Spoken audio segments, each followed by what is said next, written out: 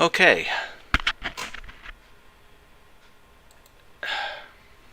Now what? Oh, come on.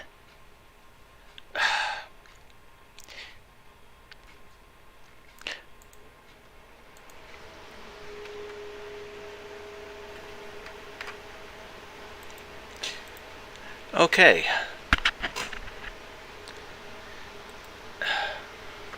Now what? Oh, come on.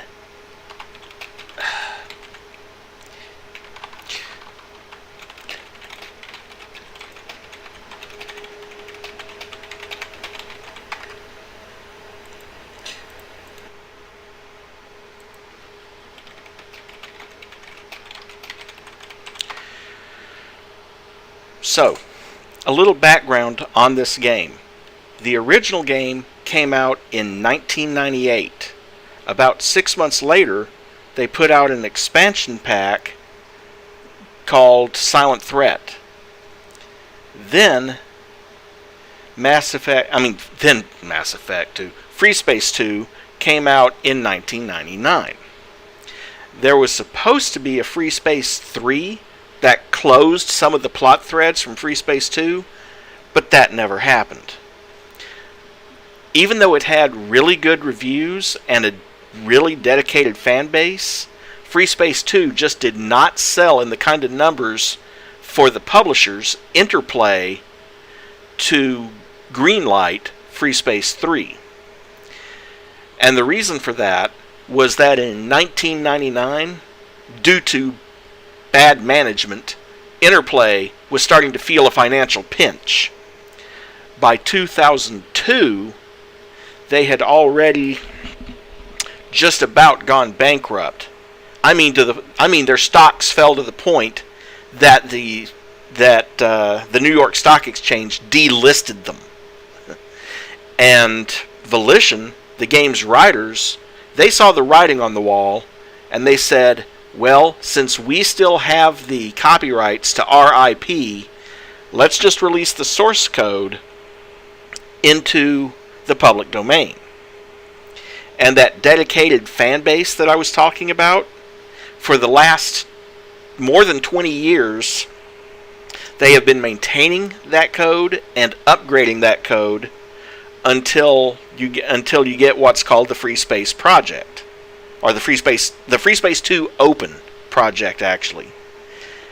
And you can install this on a computer at home. It's just that you have to have Freespace 2 installed.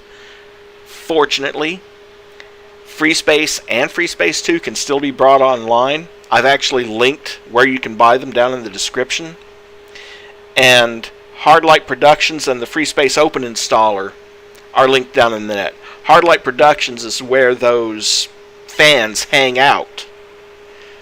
The Freespace Open installer, once you have Freespace 2 installed, the Freespace Open installer lets you install the Freespace 2 campaign, the Freespace 1 campaign, and a whole bunch of fan-made campaigns, some of which are really good, like Blue Planet. I can't tell you much about Blue Planet because it would be a spoiler, but I can tell you it's pretty quality. Anyway, with that in mind, let's go ahead and watch that opening cinematic again, this time with sound. And I'm sorry there are no captions.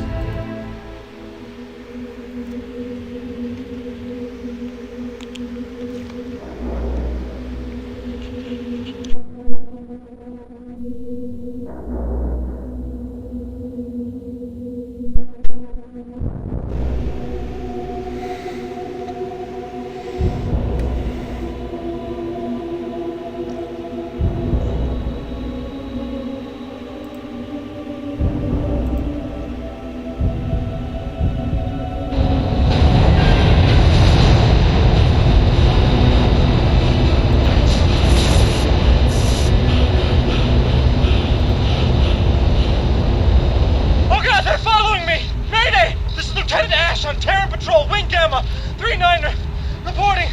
Taking heavy damage. Requesting immediate fighter cover and rescue. Come in, anybody! Mayday! Requesting immediate assistance! Anyone, please! Barely receiving you, Gamma 39er. This is Terran Outpost Riviera responding. What is your situation? Oh, thank God! Oh, it was ambushed! We didn't have a chance! I'm sure they're tracking me! Calm down, sir. Who attacked you? Was it the Vasudans? The students were killed too! They slaughtered everyone! Sir, you have to calm down. You were attacked by Vasudans. Is that true? No! We were in a skirmish with a Vasudan patrol, and they just came out of nowhere and killed everyone! Who came out of nowhere, pilot? I don't know, but they weren't Vasudans, and they weren't Terran. Oh, God. They're these death black ships, and they flew like... Pilot! And their weapons Pilot! were too much! They wasted everyone! Pilot, sit tight. We're sending a recovery craft right now. Send fighters! I know they're following me! Send everything you have now! Sir, I don't have anyone else on scope. You're home free. It's going to be all right. No, it isn't! You don't understand! You weren't there! I can feel them following me! Oh my God! I'm dead! We're all dead! Picking up unknown jump signatures. Scramble the fighters! It's too late! Oh God! What the hell is that?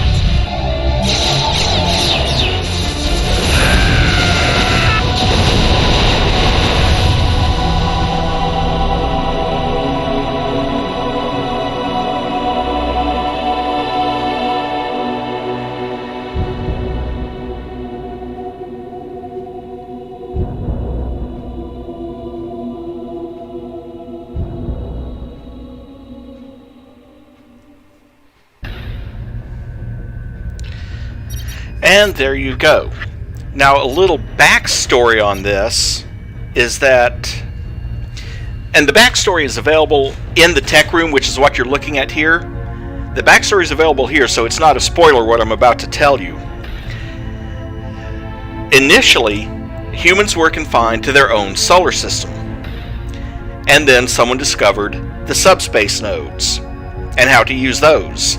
The subspace nodes connect two systems and allow faster than light travel between those systems. There's only one subspace node from Earth, and that leads to Alpha Centauri. But from Alpha Centauri, there's 3 nodes, one that leads back to Earth and the other 2 that lead out to other systems. Of course, this means that faster than light travel, you can't skip systems, you have to follow the path of nodes.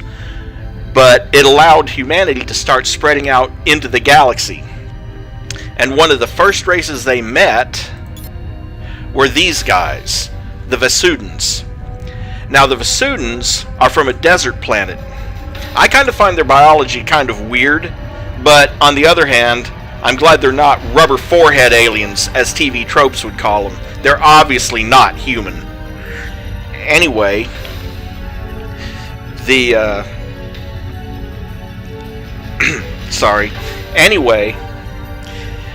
have a very complicated language which they call the conversation, which changes, or has elements that change based on a number of different things, like how far away you are from their homeworld and your relationship to the Emperor. Or to put it another way, if the Emperor was Kevin Bacon, the language would change depending on whether you're 5 degrees from Kevin Bacon or 6 degrees from Kevin Bacon. And some human, basically they used Babelfish when they should have used Google Translate, messed it up, and insulted the Vasudans so badly that they're now in the 14th year of the Terran-Vasudan War. But as you just saw in the opening cinematic, now there's a third race on the scene, and how they affect things is going to, well, it's going to have to stay a secret for now because spoilers.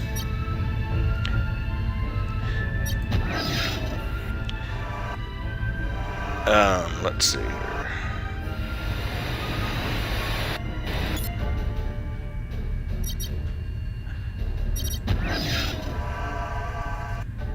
Oh, there we are. No? Okay, just making sure everything was set properly.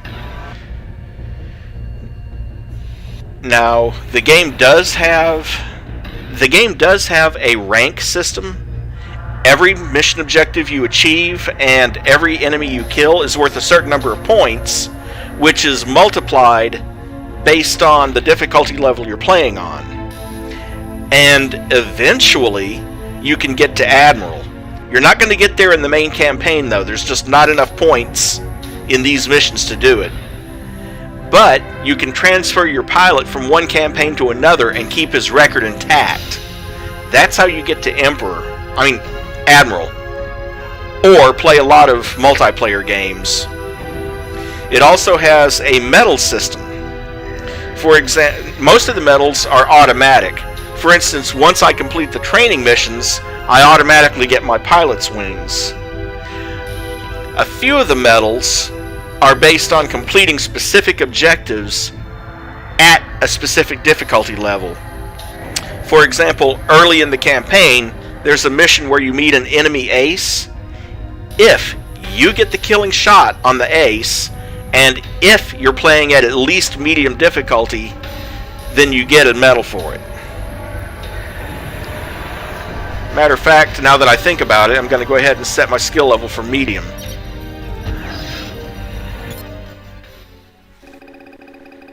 Welcome to Phase 1 of your basic training. Your instructor will walk you through multiple flight controls and HUD gauges.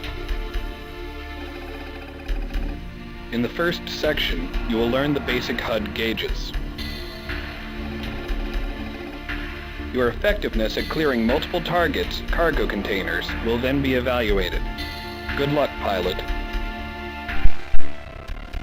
Something that you'll notice about the game, when you are in the briefing room or the tech room or anything like that, there's black bars on the side of the screen.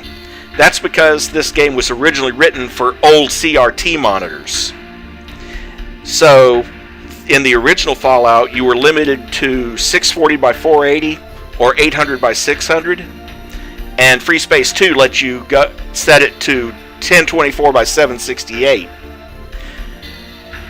So, as a result of that, your mission briefings and your cinematics are all going to have those black bars down the side. Once you get into space, though, full screen. Good morning, pilot. Don't touch the controls until told to do so.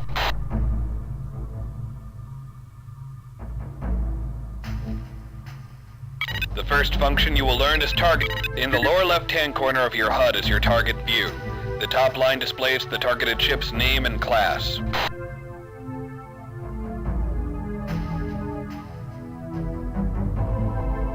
The next line shows the distance to your target and its speed.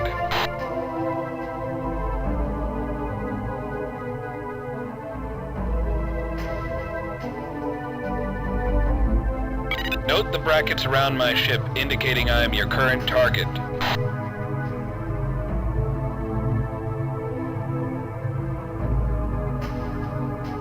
As I fly out of view, the off-screen indicator will display. It points in the direction you must turn in order to face your target.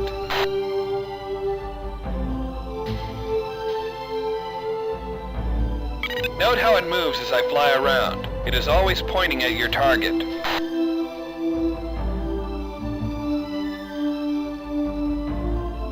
Notice how the triangles separate. The farther apart they are, the farther you'll have to turn to face your target.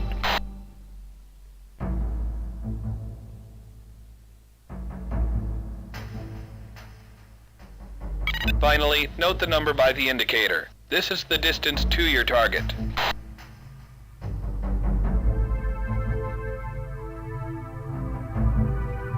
The circular gauge near the bottom of your HUD is the radar. Friendly ships are shown in green. Hostile ships appear as red.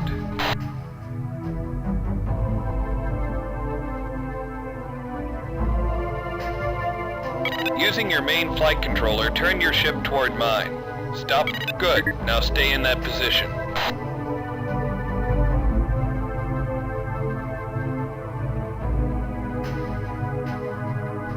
Now turn toward my ship again. Match my speed. Good. Now follow me. Note how your speed automatically changes to match mine.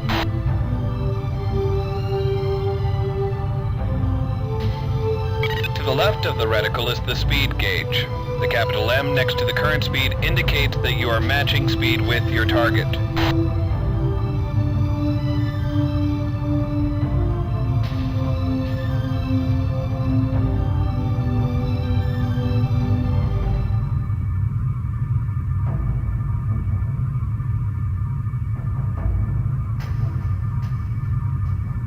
Now I want you to use your acceleration key to move to within 75 units of me. Do not collide with my ship. Good. Now decelerate to drop 200 units behind me. Good. Now the afterburner. Engage your afterburner. The gauge to the left of your speed gauge indicates remaining afterburner power. Note that it is consumed rapidly.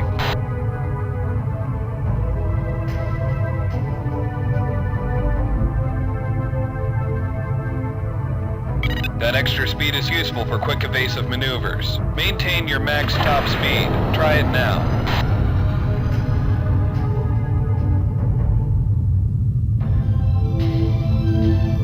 Now come to a complete stop.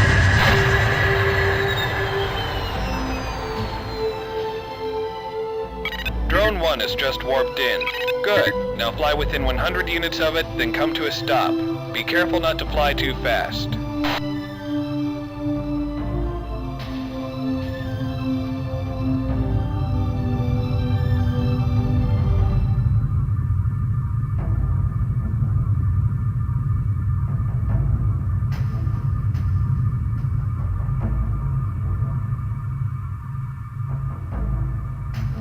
Well done.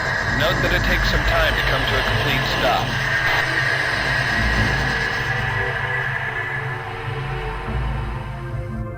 A group of cargo containers has just warped in. Good. Now inspect these cargo containers.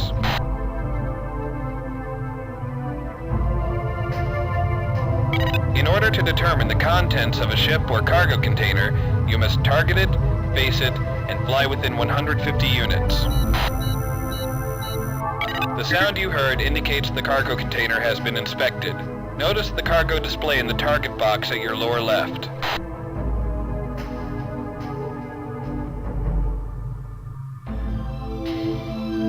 Now fire your primary weapon at CTAC-01. In the center of your HUD, the hull integrity of your target is displayed. Notice that it is dropped from 100%.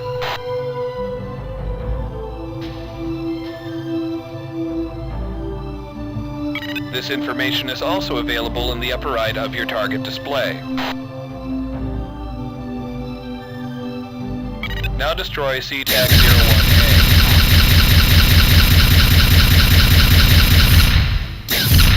Good. Now destroy CTAC-02B and CTAC-03A. Remember to target them.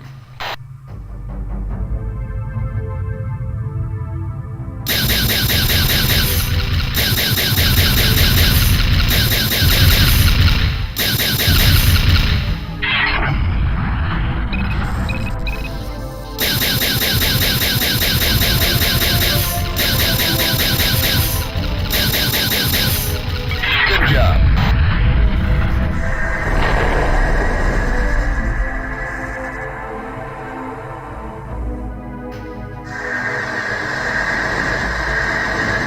Let's see how quickly you can destroy these new cargo containers. Target them and destroy them with your ML-16.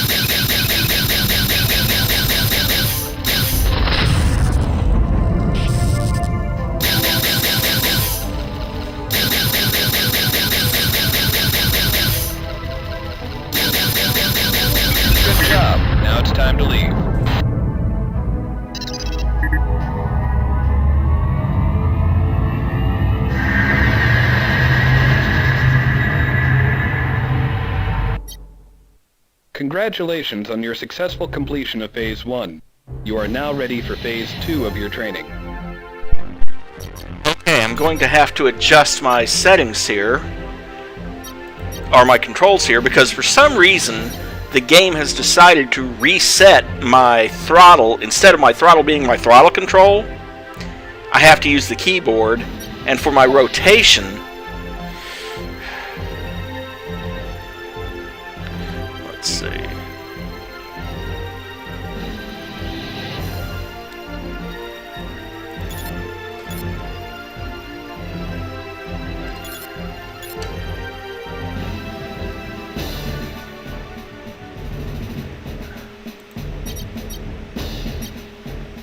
Now where's the conflict?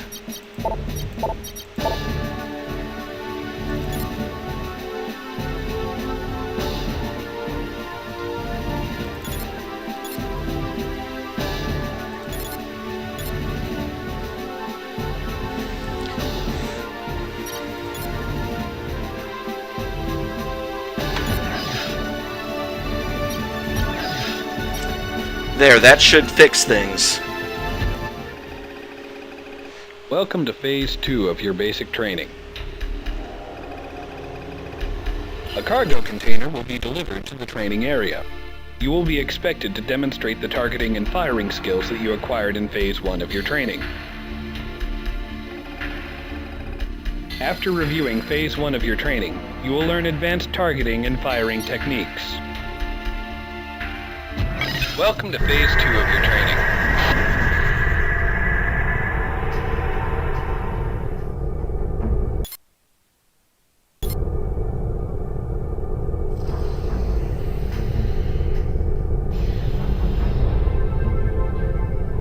First, target the cargo container.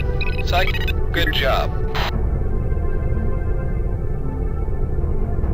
Destroy the cargo container with your ML-16.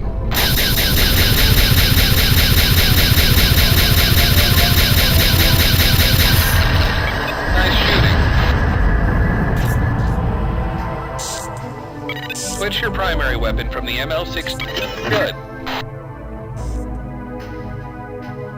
The disruptor is an energy weapon that destroys the subsystems of a target, doing only minimal damage to the target's hull.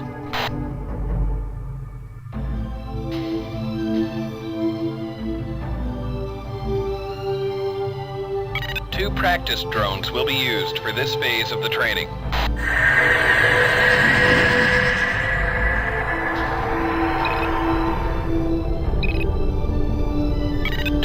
Good. Now target my ship, pilot. Alright. You have a targeting control which allows you to target the nearest hostile target. If pressed again quickly, it will target the next nearest hostile object.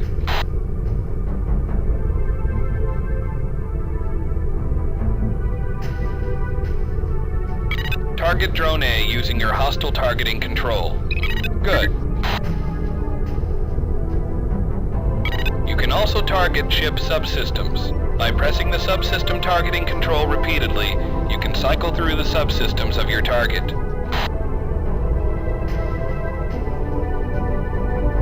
When a subsystem is targeted, it is outlined by a large square. If the targeted object is not in view, it will be marked by a diamond.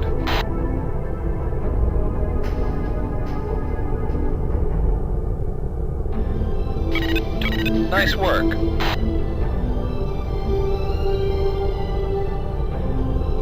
You will use the disruptor to destroy the subsystems of an enemy ship when you do not wish to destroy the ship. Destroy the sensors on Drone A using the disruptor. Good. Target the sensors on Drone B.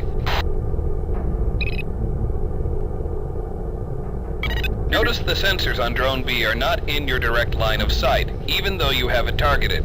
The diamond indicates where the subsystem is located. It is also indicated in the HUD target monitor.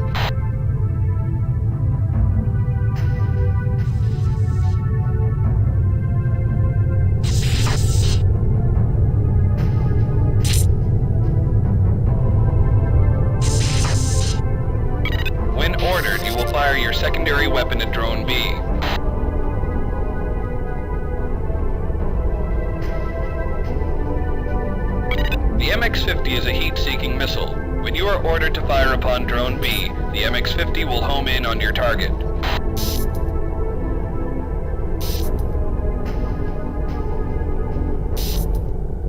Destroy Drone B using the MX-50.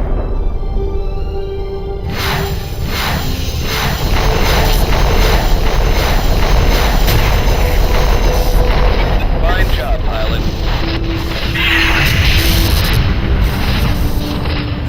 Now destroy the weapon subsystems on Drone A. Do it without destroying the drone.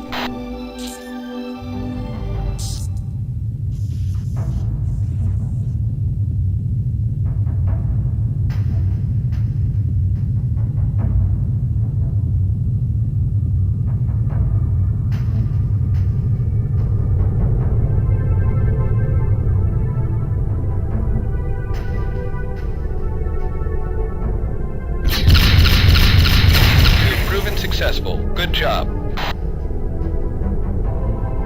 That is all for today's training. I'm going to destroy Drone A. Feel free to join me, pilot.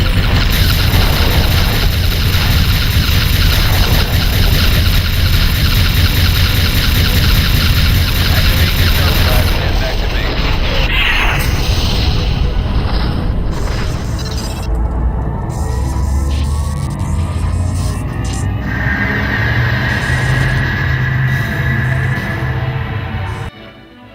You were proficient in meeting the requirements for all of your training objectives.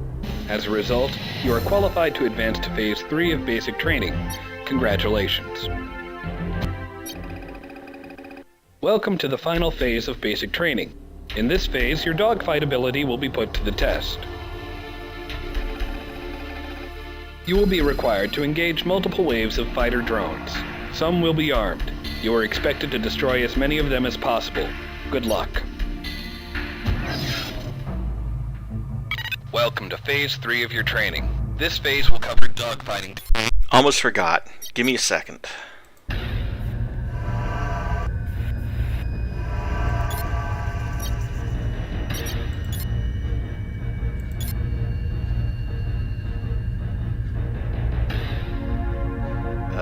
Let's see.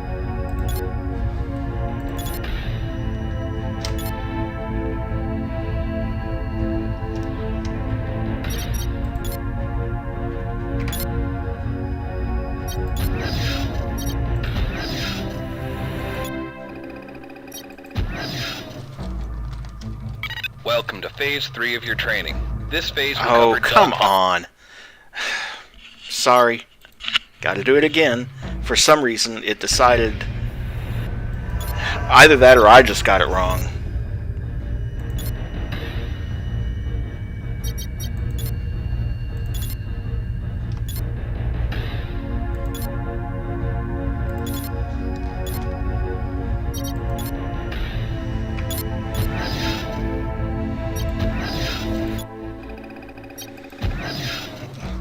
What the... Welcome to Phase 3. I told it that was the throttle axis.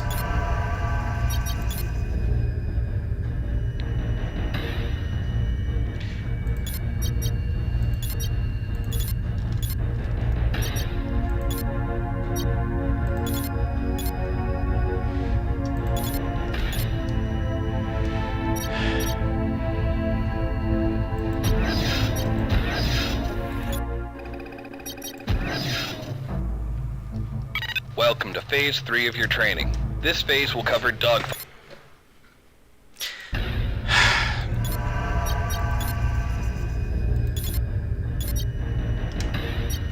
No, I did not tell you that. Thank you.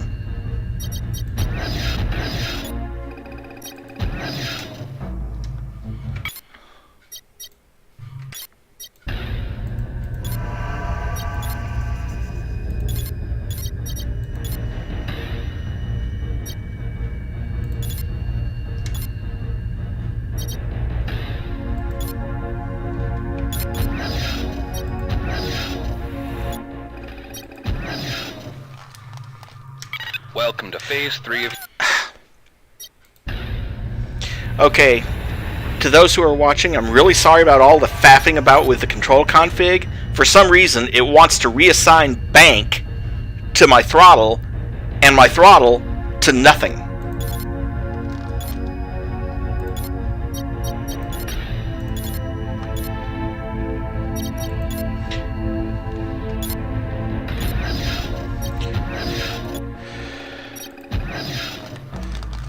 Still has throttle on my rotation.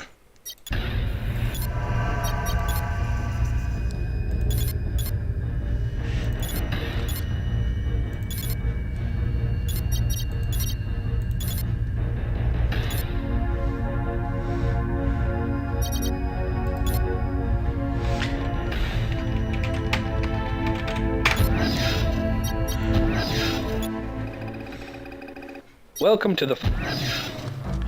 And still it's doing it!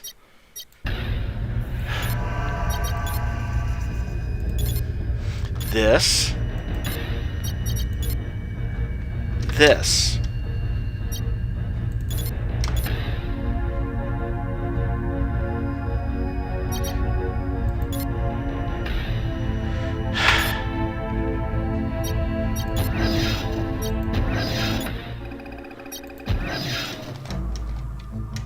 Welcome to Phase 3 of your training. This phase will I cover give up. dogfighting techniques.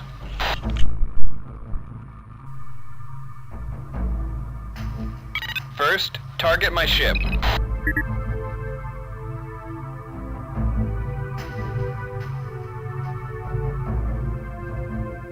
You'll notice as I move, a circular indicator moves in front of my ship.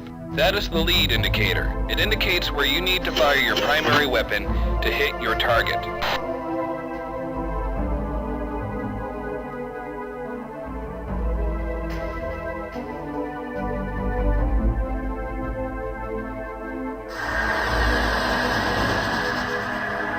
Target the unarmed drone that is just... The target box in the lower left-hand corner of the HUD displays the distance to and hull integrity of your target. Your target's hull strength is also shown in the lower part of your reticle.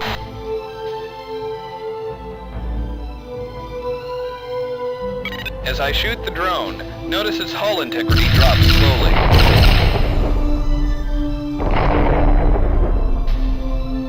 A good dogfighting tactic is matching speed. You should be on the move at all times during a dogfight. Now destroy the drone. Don't forget you also have missiles.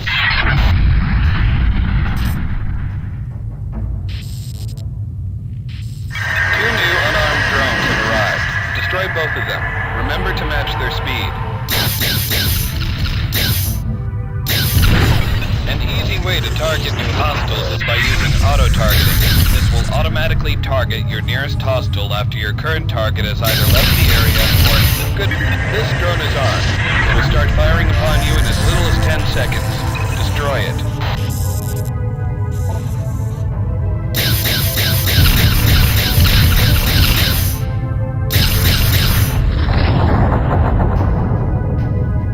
Now comes the fun part. 5 pairs of armed drones will jump in. Destroy as many as you can.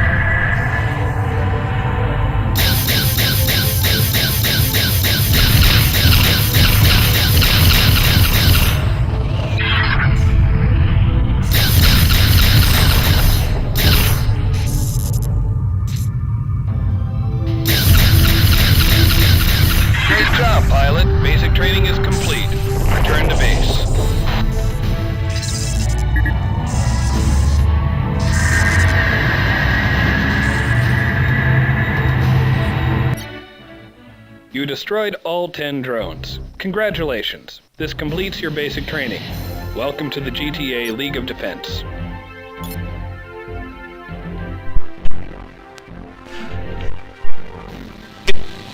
This is my rank up here in the corner, starting at Ensign. And as I build up towards Admiral, these will fill in. And these are various other medals, including my pilot wings.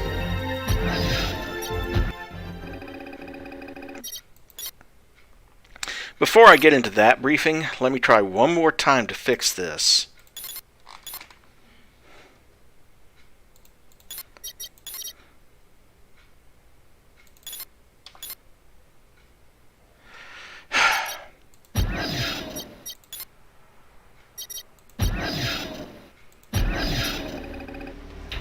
Operation Thresher in the Antares system did not proceed as planned. Terran Command estimates Terran losses at 504 pilots dead, 14 missing, and presumed dead. The Vasudan foothold on Vasuda Prime and subspace node remains solid. However, their supply lines have been cut off, which means they are most likely lacking reinforcements and supplies. Expect more news on that front in tomorrow's briefing. There have been many rumors about the appearance of another sentient species. These are rumors, nothing more. Investigation of the Ross 128 attack has determined nothing. Concern yourselves with the known enemy, the Vasudans. There is to be no more talk of phantom ships. Let this serve as a welcome aboard to all newly arrived pilots aboard the Galatée. Since you're here, your flight records must speak highly of you already. Serve the Galatée well. She's a fine ship. Report to your flight stations at 0830 for your squadron briefings.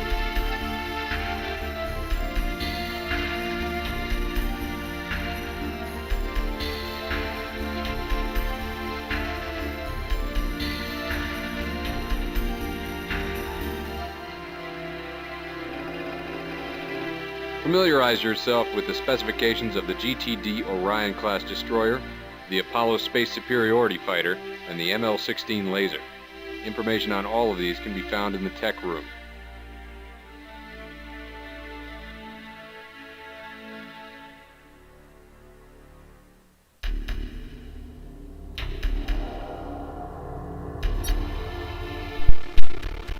Military think here. We couldn't find any evidence of these mystery ships, therefore there are no mystery ships. Just focus on the Vasudans. But boy, they'll be changing their tune pretty fast. Also, rather than reading the stuff that's in the tech room, I'm just going to give you my impression of the different fighters in the game as we encounter them. The Apollo is one of the most common fighters in the Terran fleet because it's a good all-rounder. It's got average speed, average armor. Later in the campaign, when they finally figure out how to do shields, they have average shields. And it has excellent weapons capability. Now you noticed in the training, you have your primary weapons, which is your lasers and your Banshee cannons and stuff that has unlimited ammo. Well, not technically unlimited because it draws from an energy bank that recharges over time. The ML-16 doesn't drain a lot of power though. You can essentially just spray and pray with the ML-16s. You notice you can also have two different banks of primary weapons, and you can link those banks together so they fire at the same time. Your secondary weapons are all of your missiles, and the Apollo carries two banks of those as well. Now, the MX-50 is a heat-seeking missile. I'm not super fond of it, but it does do the job. It's especially useful when you can't get a radar lock, because it'll fire and follow the closest enemy. When it comes to primary weapons, the Apollo can use all the primary weapons in the game but two. And the secondary weapons, it can use all the fighter missiles. there's two classes. There's the missiles that you can put on fighters, and then there's the bombs, which obviously can only go on bombers. So the plus side to the Apollo, it's a good all-rounder. The negative side to the Apollo, it's a good all-rounder. It doesn't specialize in any one thing. There are ships that are faster, there are ships that have heavier armor, there are ships that have better firepower, but the Apollo can do all those jobs fairly well. Pilot attend. Welcome to the GTD Galatée. Your first assignment as part of the Galatée's crew is to stand the third watch. You will patrol the area surrounding the GTC Orf. The GTC Orf suffered an engine breakdown in the Betelgeuse system and is awaiting repairs. You will be on watch with one other ship, Alpha 2. Since this is your first watch, Alpha 2 will be piloted by Lieutenant Harbison, seasoned veteran and top-notch pilot. You will begin your watch by jumping to Betelgeuse near the GTC Orf. We have reports of Vasudan fighters in this system, so stay alert. Engage and destroy any hostiles that threaten the Orf. At the end of your watch, you will be relieved by Delta Wing. Upon Delta's arrival, you are to return to base. Your primary objective will be to protect the Orf until the end of your watch. We expect you to carry out your orders to the letter. You may confirm your ship hardware and weapons loadout for this mission. If found satisfactory, commit to the mission. GTD Galatée Quarterdeck, signing off.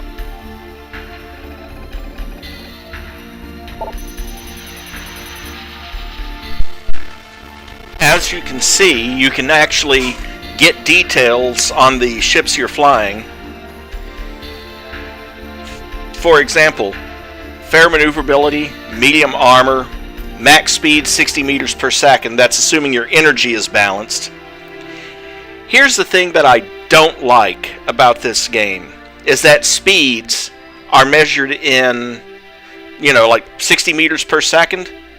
That's barely even 100 miles an hour. That's slow in space. Let me put some perspective on this. If you could take your car and drive to Alpha Centauri at 60 miles an hour, it would take 6 times longer than the age of the known universe.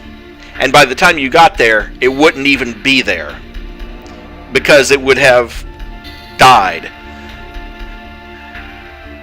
And they're saying these space fighters only fly like 60 or 70 meters per second. That's slow. And the big ships like the Galatée are even slower, 10 meters per second. My car can go faster than that, coasting. And here's your weapon layout. For example, you notice that I can replace, if I wanted to, I can replace some of my MX-50s with Furies. The Furies are unguided rockets, basically. And then my guns, if I wanted to, I could replace some of them with disruptors. But I'm not trying to capture any ships in this mission or disable them, so I don't need to do that. So we're just going to stick with the standard loadout. In this particular mission, you cannot give commands to your wingman, and he really is a veteran pilot. So he will probably get as many kills as you do.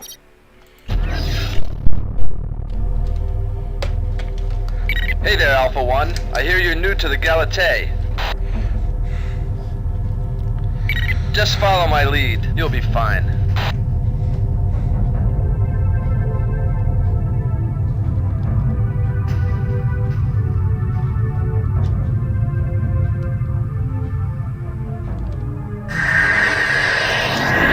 We've got company. Break and attack.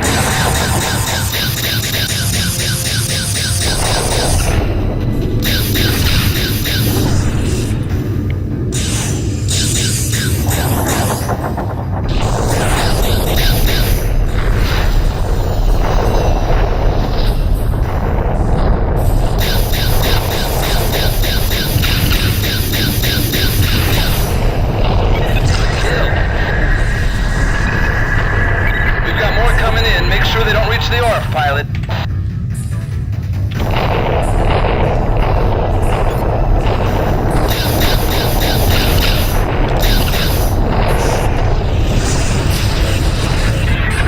I really wasn't expecting this much action.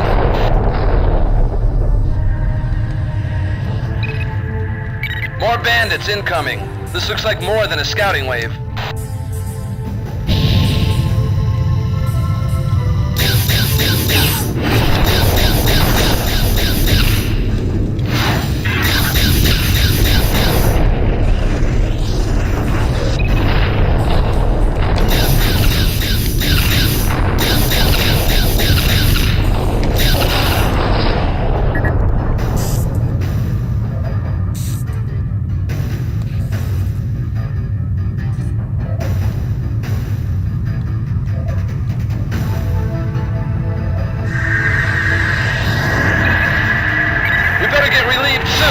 Take much more.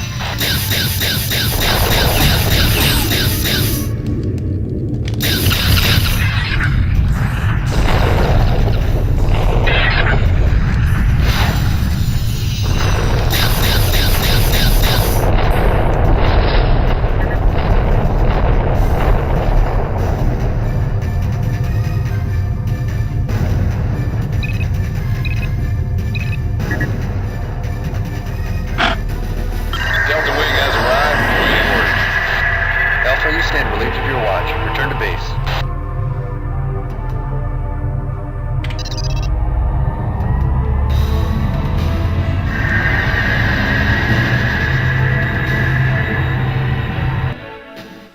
You did a fine job on your first watch, pilot. Your strong sense of duty will serve the Alliance well. The presence of Vasudans in this system gives us little reason to worry. The ships that attacked you in the Orf were probably remnants of the Vasudan convoy that we hit last week. Mission. I love how he's at 96% hull, and he's probably killed more enemies than you have, but he can't take much more. Oh, and something you'll notice, this early in the campaign, you don't have shields. So every little collision is going to knock a percentage off your hull integrity.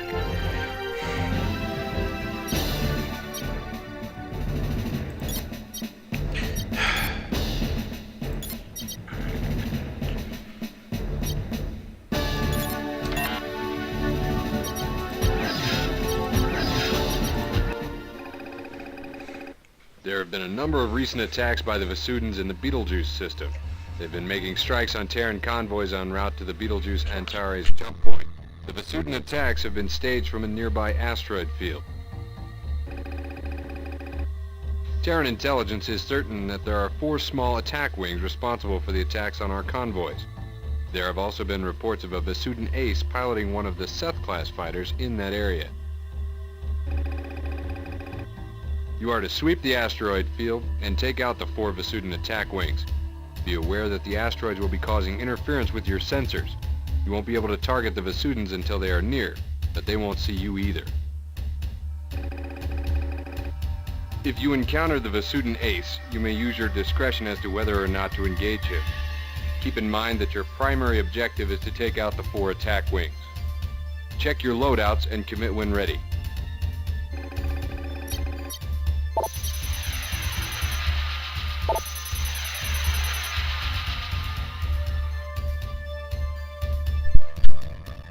Note, you have full control of the weapons of your entire squadron. So if I wanted to, I could swap out some of his missiles or whatever. I'm not going to, but I could.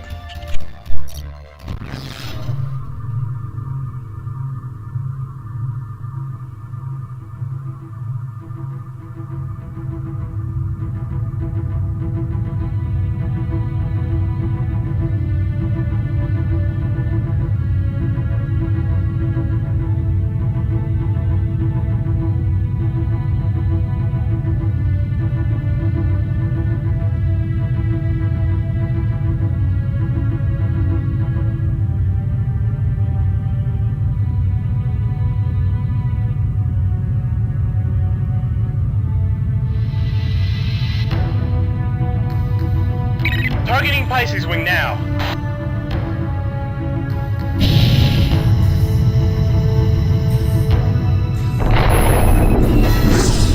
Roger, sir. Ignoring your target.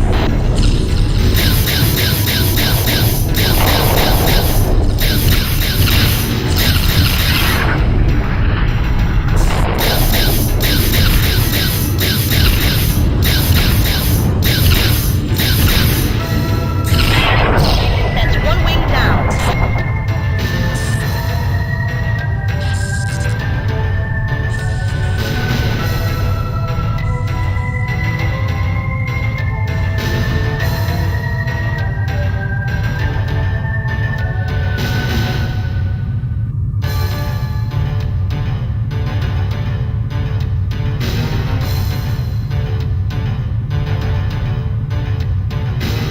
Answer wing on radar.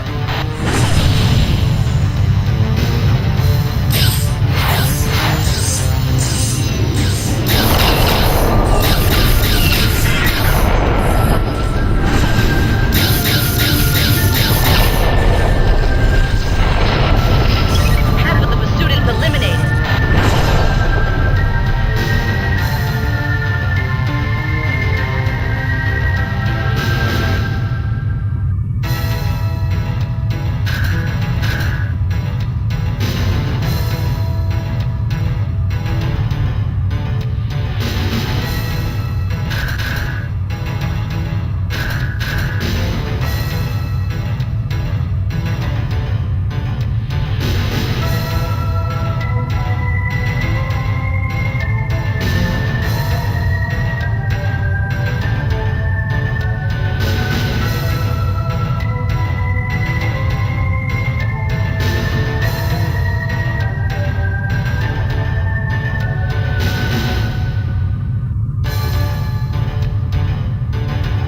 Sensors can now lock wing areas.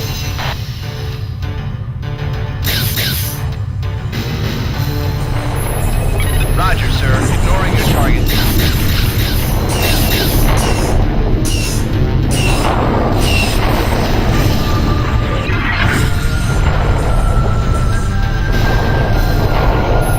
Roger, disregarding your target.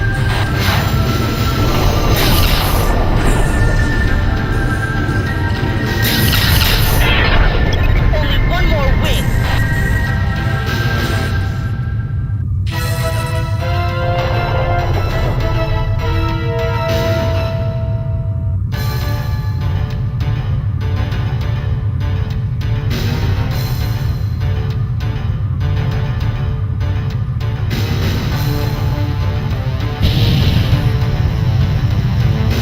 Pursuit ace in the area.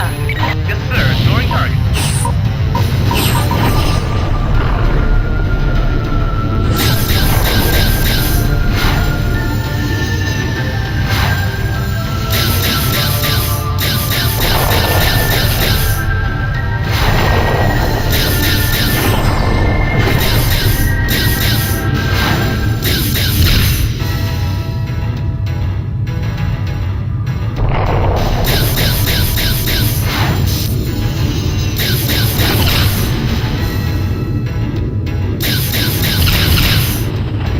Good kill.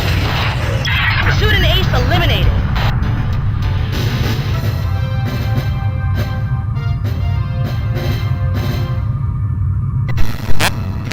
You have to kill if you want to get the medal on this mission.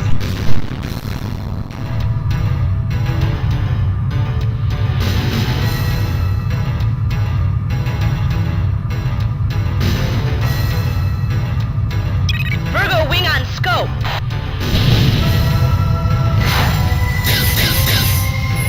Roger, disregarding your target.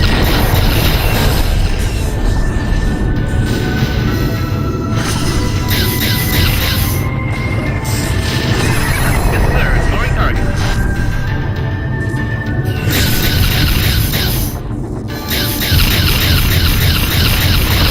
All enemy wings are down. Nice work, Alpha 1.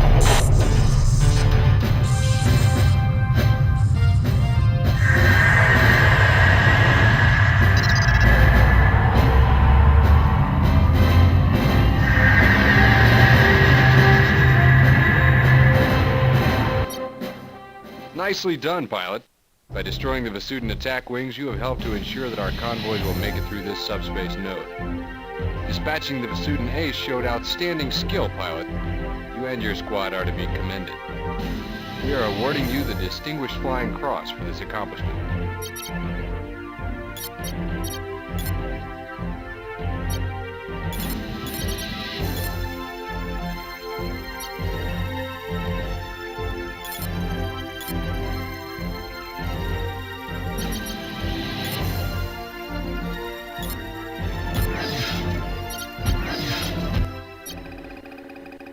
Welcome to Advanced Training. In today's course, you will learn the basics of messaging, countermeasures, and the support ship.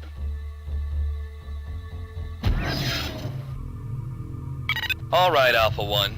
Now you're going to learn about messaging and countermeasures.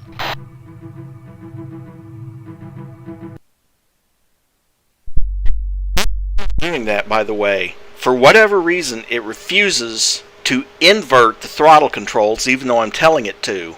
So I have to pull the throttle down to increase speed and push the throttle up to reduce speed, which is not what I want it to do.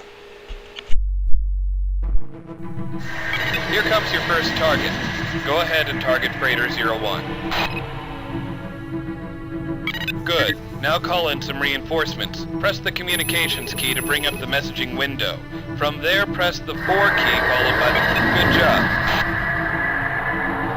First, make sure you still have Freighter 01 targeted.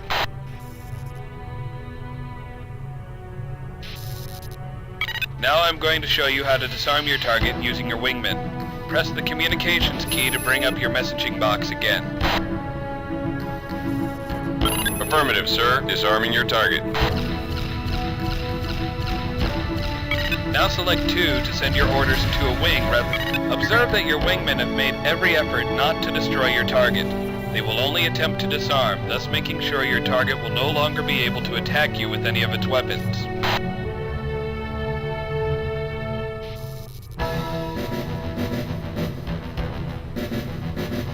The next step will be to disable your target. By giving this order to your wingmen, they will take out the engines of your target, thus disabling it from moving. Roger. Disabling your target. You will once again bring up the messaging window by pressing the communications key. Next select 2 for wing and 1 for epsilon. Finally press the 2 key to disable your target. As you can see, your wingmen are now taking out the engines of Freighter 01.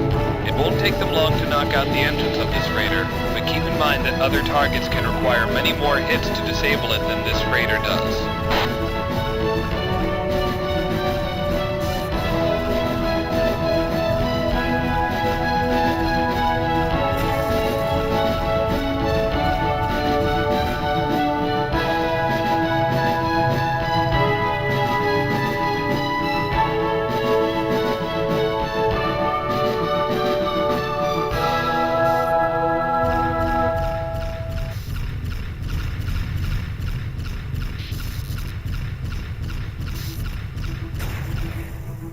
Now it's time to put that freighter out of its misery. Order your wingmen to destroy the freighter. Breaking to attack. Press the communications button to bring up the messaging window, followed by the 2 key to select a wing, then the 1 key to select epsilon wing. Finally, press the 1 key to have them destroy your target. Well done, pilot. Well, how does it feel to have ordered your first kill? Hope you enjoyed it because I want you to do it again.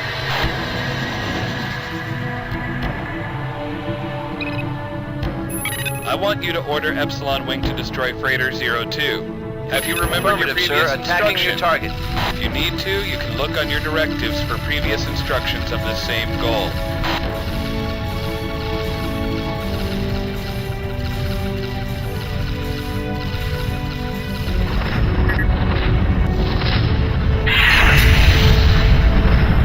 Nicely done, Alpha 1. I think you've got this down. Okay, pilot. Now that you've had your fun, I want you to order Epsilon Wing to depart. I'm out of here. To do this, press the communications key to bring up... Good job.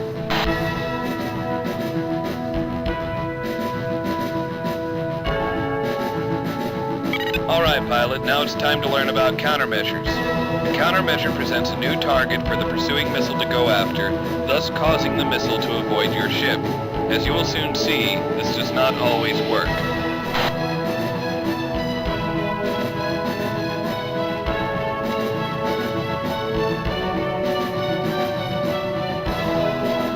For this lesson, we are bringing in one of our Leviathan-class cruisers. Their gunner will be getting practice hitting a moving target. You. Don't worry, these are just dummy missiles designed to give you a feel for live fire.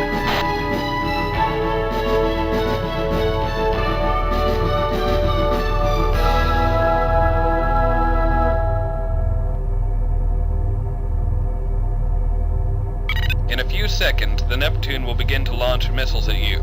Once the missiles are incoming, you will press the countermeasures key to release your countermeasures.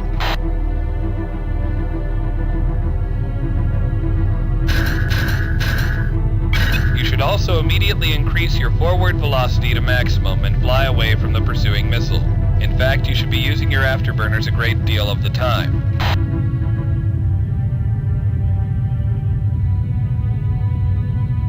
You will use your afterburners to help maintain a high speed. Additionally, you should try to keep the missile pointer at a 3 or 9 o'clock position.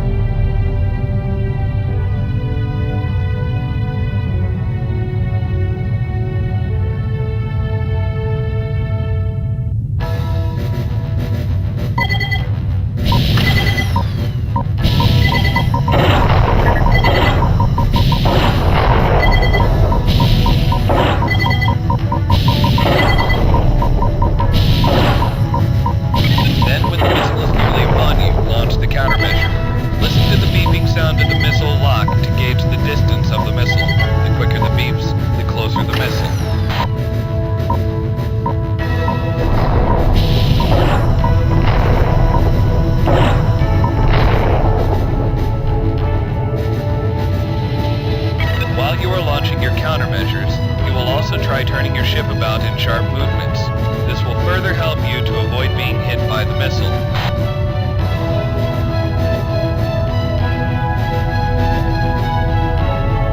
When you have successfully evaded a missile, an indicator will come up in the upper portion of your targeting reticle.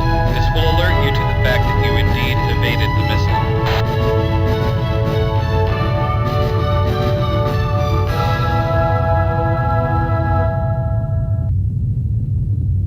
It's time for you to reload your countermeasures. To do this, you will need to call in a support ship. Support ship being deployed. You will do this by pressing the communications key to bring up your messaging window, followed by the 5 key for rearm.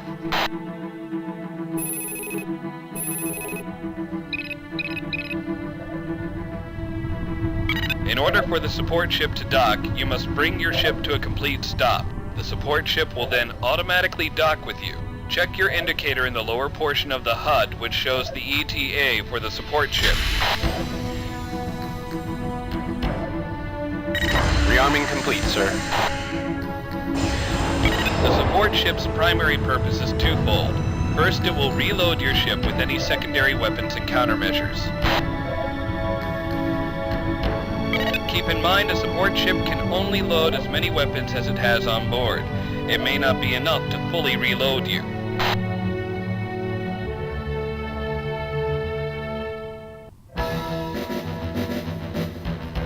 Finally, the support ship is capable of making minor repairs to your ship. It can fully repair any damaged or destroyed subsystem on your ship. However, the support ship is not capable of repairing your main hull.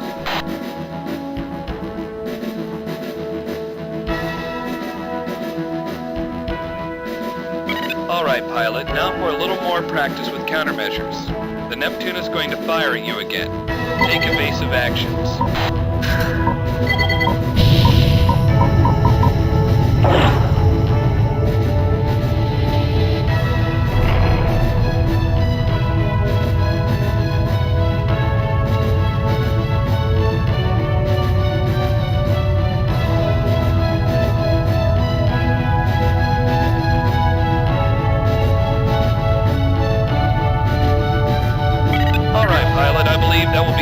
today. The Neptune needs to continue its training elsewhere, and you've had enough for one day. You've done a good job considering you're just a rookie. Return to base.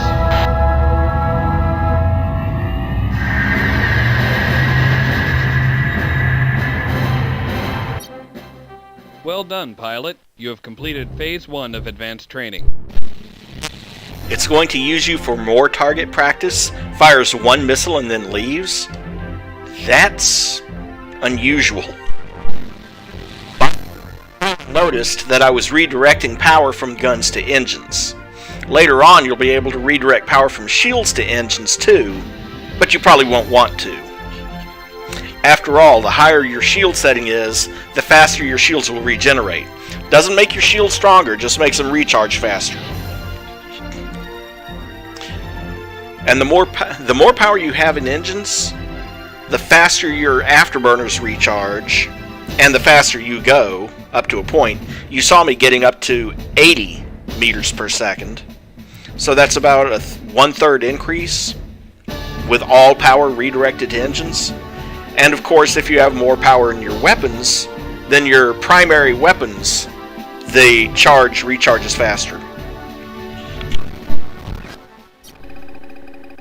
Terran intelligence has detected unusual activity in the Vasudan cargo depot at Antares. You are to destroy all hostiles in the area. When the area is clear, our salvage crews will pick up the cargo for analysis. Do not destroy any cargo. The contents of the cargo containers is unknown. Due to the unusual activity, GTA intelligence suspects they have military value. You will be flying this mission with Epsilon Wing from the 3rd Squadron. Delta Wing will be available for reinforcements if necessary. If you get in trouble, don't hesitate to call them in. Reconnaissance missions have determined that there are typically 2 wings of Vasudan fighters guarding the depot. The fighters are your primary concern. Recon has also determined that this depot is heavily used. Taking control of it will seriously impede any Vasudan attacks from this system in the future. It is likely that there will be freighters in the area transporting cargo. All Vasudan vessels must be destroyed. None must escape, as they will surely bring reinforcements. Once you have secured the area, the GTC ORF will arrive and maintain watch over the outpost. Good luck, pilot. GTA Command out.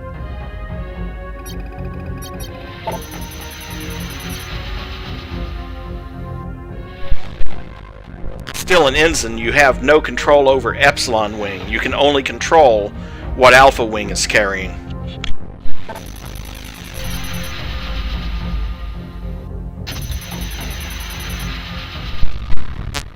And I've decided to carry a mix of MX-50s and Furies because I'm not sure if this is the first mission where those mystery ships show up. I'm not sure if it is or not.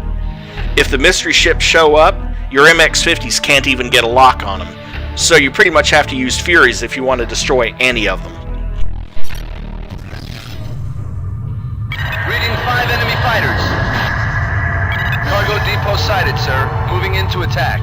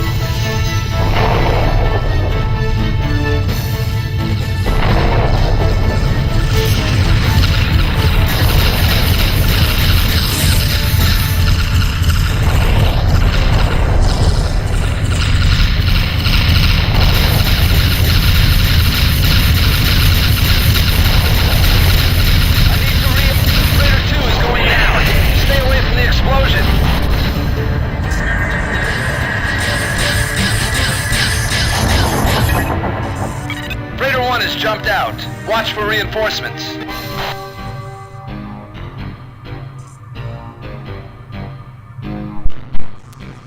Focused on the freighters.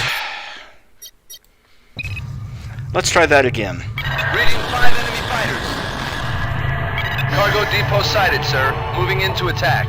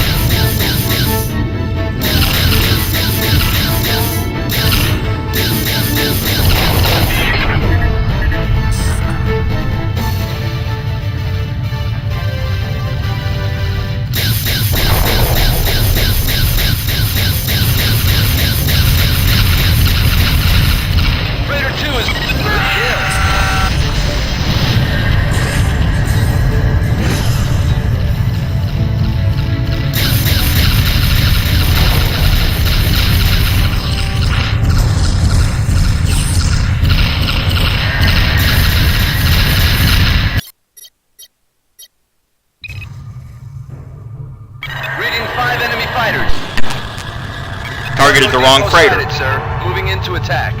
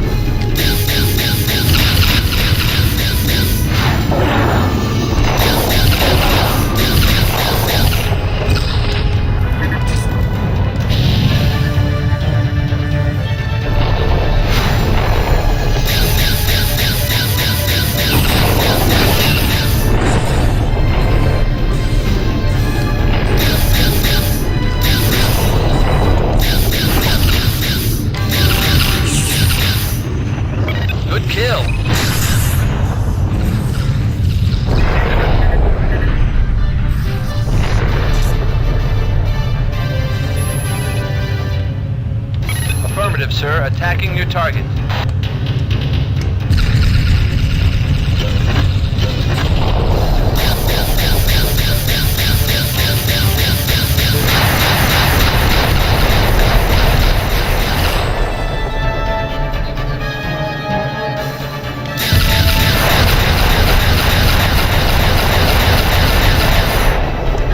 Basudin Freighter 1 is down. Watch out for the blast.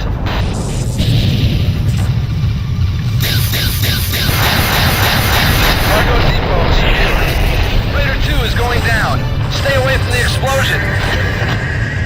This is Transport Omega, en route to collect cargo. This looks like a good time to rearm.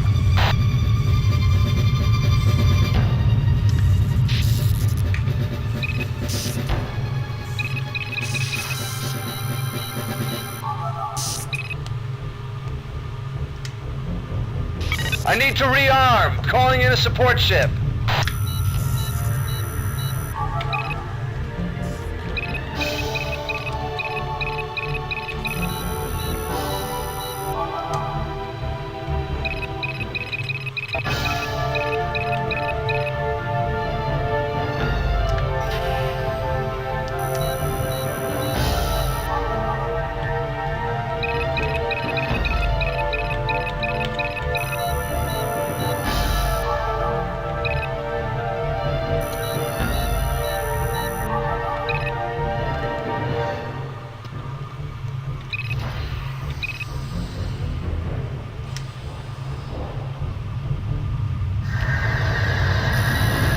Heads up, we have company.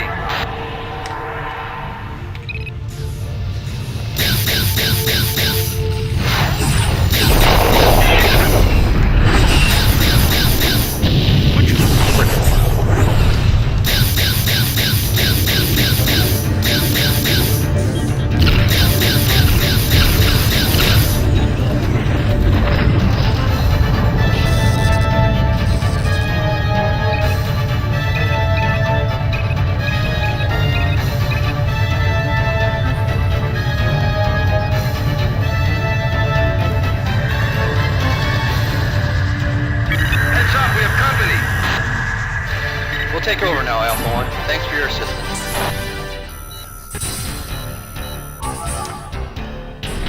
Thanks for your help, Alpha 1.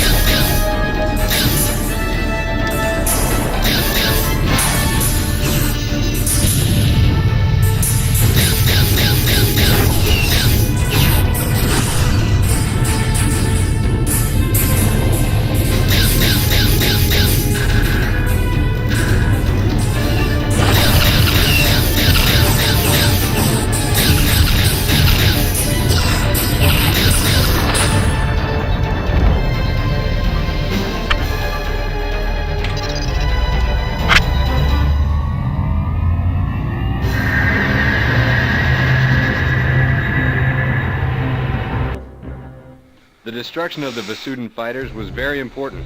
Not only have we gained control of that depot, but we've shown the Vasudans in this sector we are not to be trifled with. Elimination of the Vasudan freighters will hinder the transport of necessary supplies to their forces in that sector. All Vasudan cargo was captured and brought to our base. Intelligence will analyze it. It appears that the Terran Elysium Transport Omega hauled away the contents of one of the containers. We're not sure who is aboard the transport, but intelligence suspects it's a group of renegade humans. We're attempting to locate the transport now.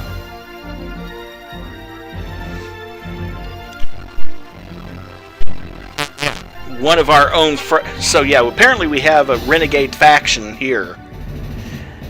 And unfortunately I can't say anything more because it would be a spoiler. Let's just say they have a very good reason for what they're doing.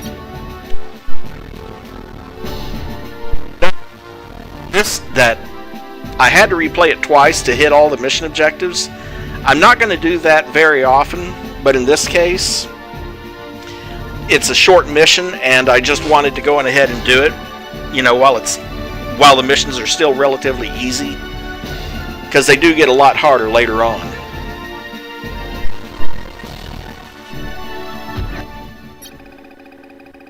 Terran Command has informed us that Lieutenant Alex McCarthy, formerly stationed on board the GTD Intrepid, has defected to the Vasudans along with an unknown number of fighters and several personnel. He has also managed to steal the plans for the Avenger prototype cannon. These need to be recovered immediately. Vasudan agents under Terran control have leaked information regarding McCarthy's plans in the Antares system. Since the Galatae is already in Antares, we have been assigned to lead an attack on McCarthy's forces. This operation is to be carried out by the numbers. Traitors to the Terran cause are not to be tolerated. McCarthy will serve as an example when he is brought in.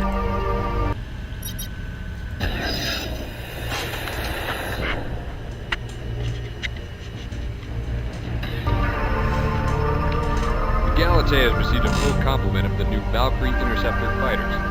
Some of you may remember the Angel Scout fighter. It has been completely modified and fitted with 2 additional engines, making it the fastest fighter in the fleet. It has been redesignated the Valkyrie, which should enable you to make short work of enemy fighters. Report for mission briefing in 20 minutes.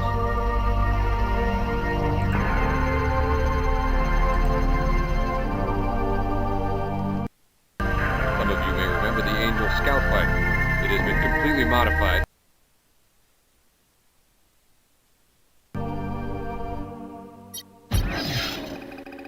Plans for the Avenger weapon prototype have been stolen by Lieutenant McCarthy. His transport has been located here in Antares. It has been designated Omega. One of McCarthy's accomplices has been captured and has revealed his intentions for the stolen plans.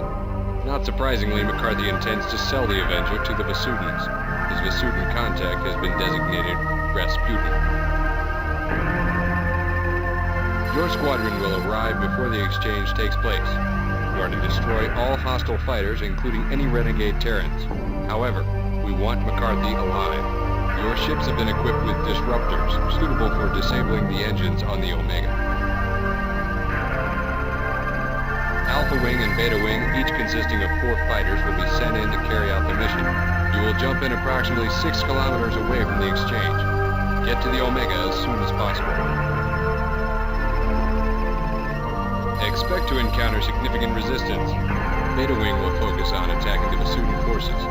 Alpha Wing will be expected to disable the Omega. Request Beta Wing's assistance if necessary. After McCarthy's transport is disabled, the GTT Comet will jump into the area and dock with it. You are to ensure the safety of the Comet, especially during the docking operation with Omega. After the Comet and the Omega have left the area, it is your responsibility to eliminate any remaining hostiles. Once the area is clear, you are to jump back to the Galate. Note that you will be required to engage Terran pilots. These pilots are traitors to the Alliance, and no quarter should be given. Thousands of lives are at stake. Do not hesitate to use deadly force on the traitors. They are your enemy. If you encounter significant resistance or experience severe losses, Delta Wing will be sent by Terran Command to assist. If further assistance is needed, call in Epsilon Wing as well. Good luck, pilot. Talking about the point system for rank. Well, the thing here is, if you call in another wing to assist you, it docks you a couple of points.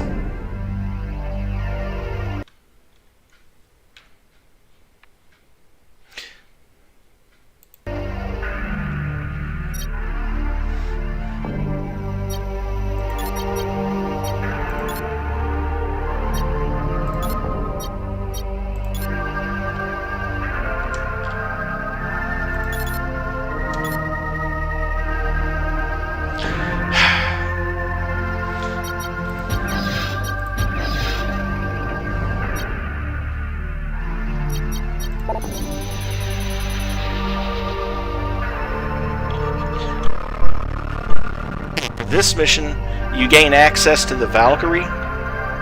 You notice it is significantly faster than the Apollo's, 85 meters per second instead of 60. It's also more maneuverable, but it has thin armor. And it only has 1 bank of missiles instead of 2.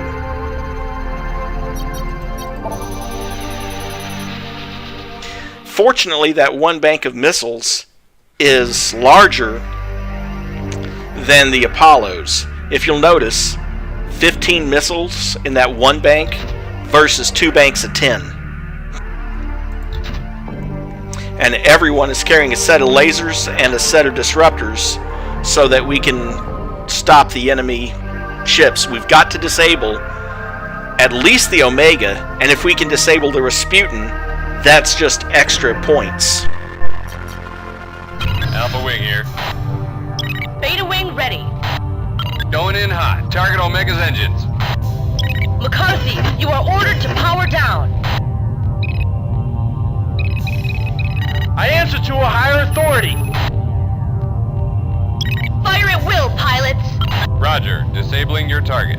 Don't you understand what happened at Ross 128?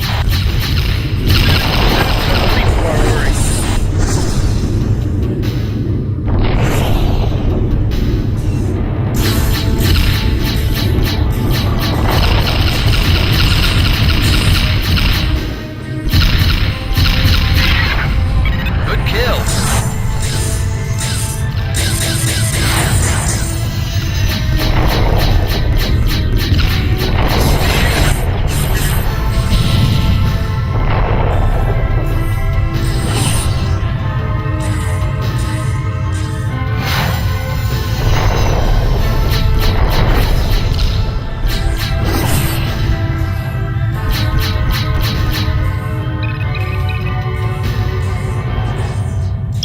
Taking serious damage.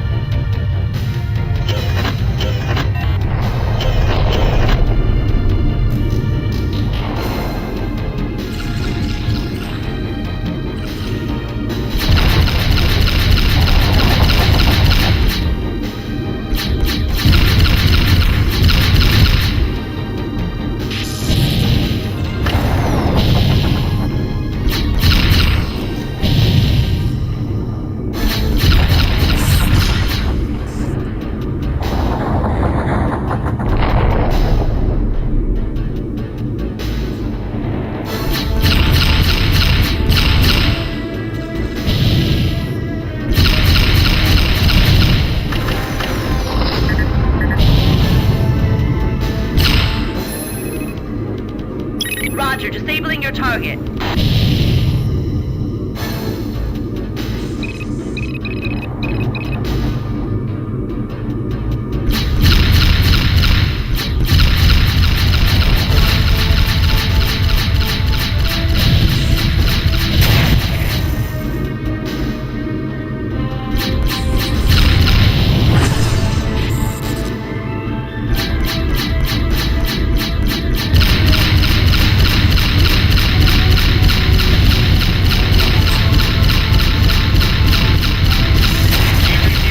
Omega is disabled. Jump in now.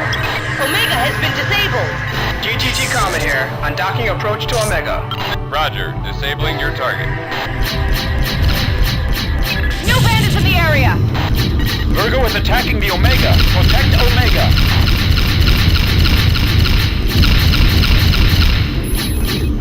Roger, disregarding your target.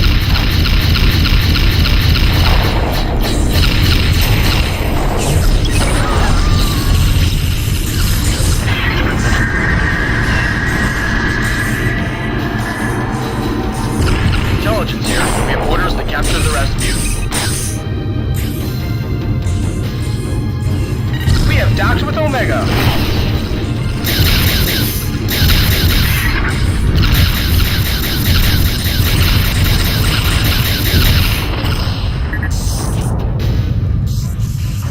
We are leaving system with Omega.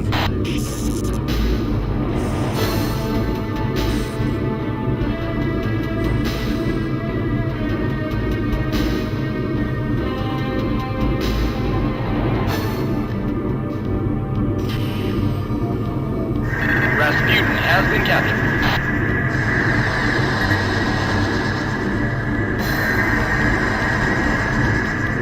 The Omega has been captured.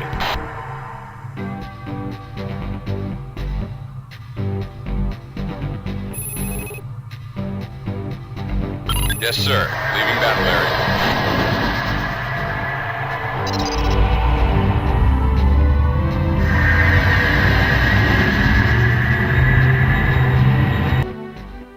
We were able to recover the Avenger prototype.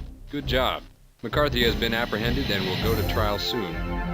Intelligence has told us that you were cautious and managed to disable the Rasputin. Key Vasudan personnel were on board, and their capture will assist our cause. This was an intelligent decision on your part, and you are to be commended for your attention to detail. Intelligence has requested that you be awarded a commendation medal for your part in this capture.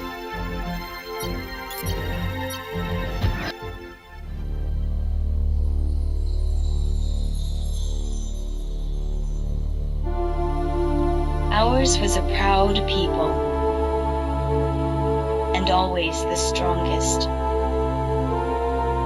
For thousands of years, our empire expanded. For so long, we could imagine ourselves alone in the universe.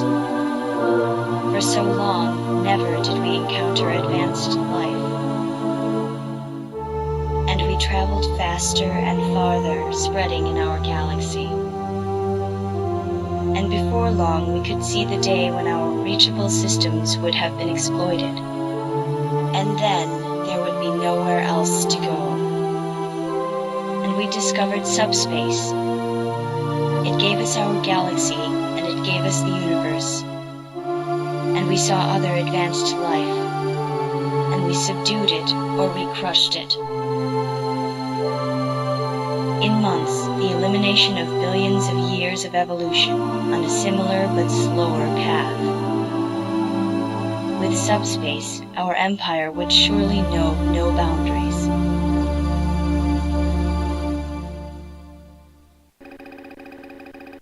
With the Antares system nearly secure, Command has decided that the GTSC Plato will carry the prototype for the Avenger attack cannon through the Antares system. It will proceed to the Ribo system, where production of the Avenger will begin. Intelligence has determined that only one Vasudan cruiser remains in this system, the Taurus. If the Vasudans decide to attack the Plato on its way to Ribos, they will certainly use the Taurus. The number of Vasudan attack craft in this system is minimal. Intelligence estimates at most 2 strike squads. If something should go wrong, the Plato is equipped with an escape pod. The escape pod will attempt to make the subspace jump to Ribos. Alpha Wing will provide cover for the Plato, and if necessary, the Plato's escape pod. The safety of the prototype is vital, and all Vasudan threats must be eliminated. Pay special attention to any Vasudan bombers that may arrive. Bombers will be the greatest threat to the Plato during this operation. When you've cleared the area of hostile bombers, eliminate other threats and continue escorting the Plato to the inner system subspace node.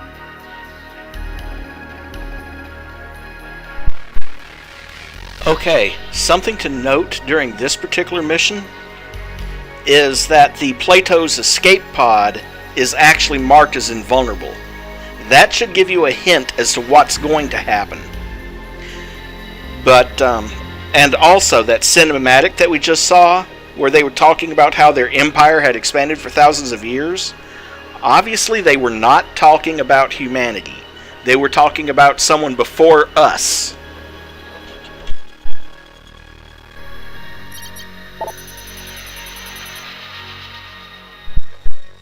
Back in the Apollo again, although up to 2 members of Alpha can be exchanged for the Valkyrie if you want that extra speed. And of course, it's the same usual weapons that we've always had. The Avenger cannon obviously isn't available yet.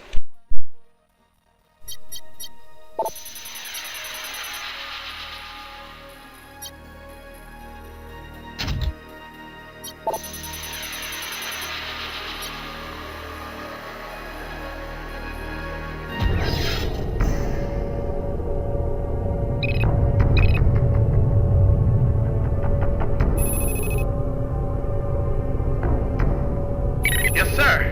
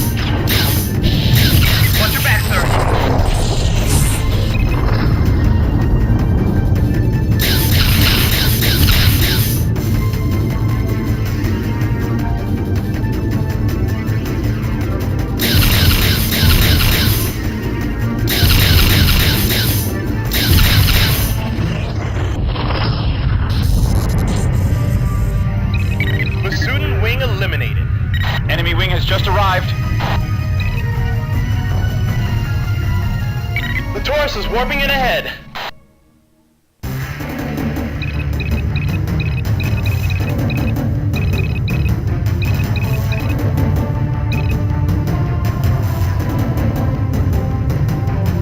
Reading 4 unknown class fighters in the area. Signal is sporadic. My sensors can't get a lock on the unknowns.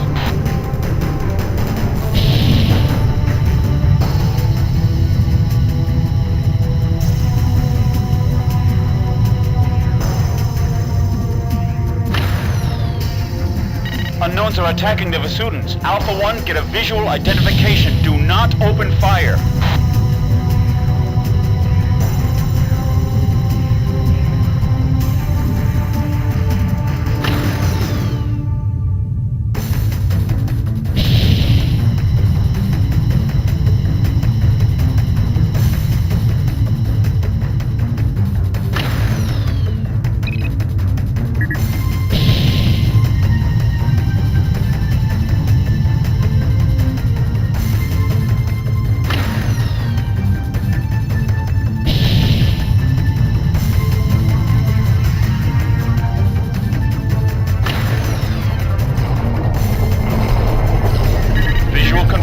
Intelligence will want to see these sensor logs.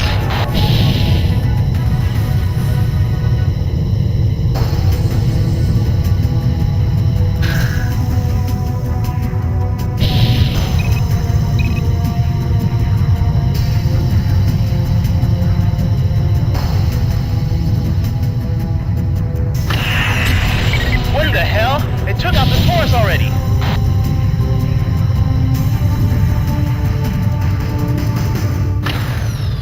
The unknowns are jumping out. Did anyone get a close look at one?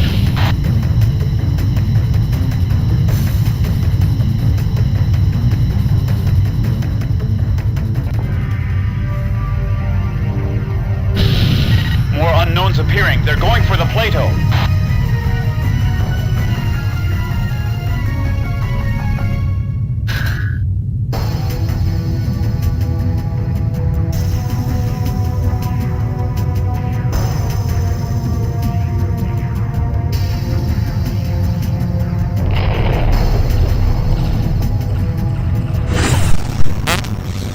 Is avoid taking damage yourself.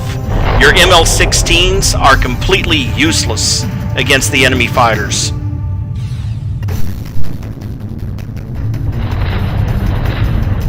This is the Plato's crew.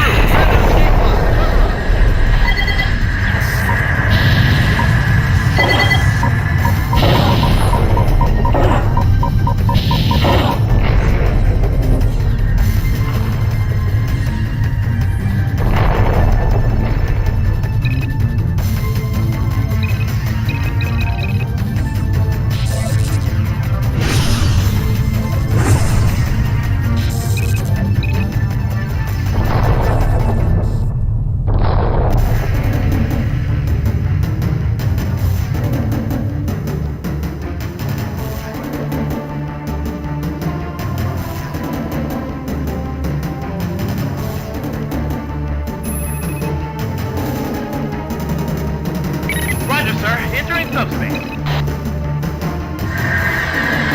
made it, Alpha 1. Jump me out now.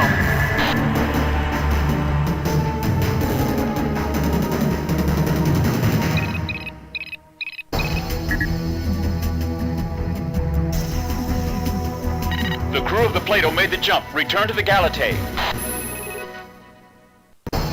Yes, sir. Leaving battle area.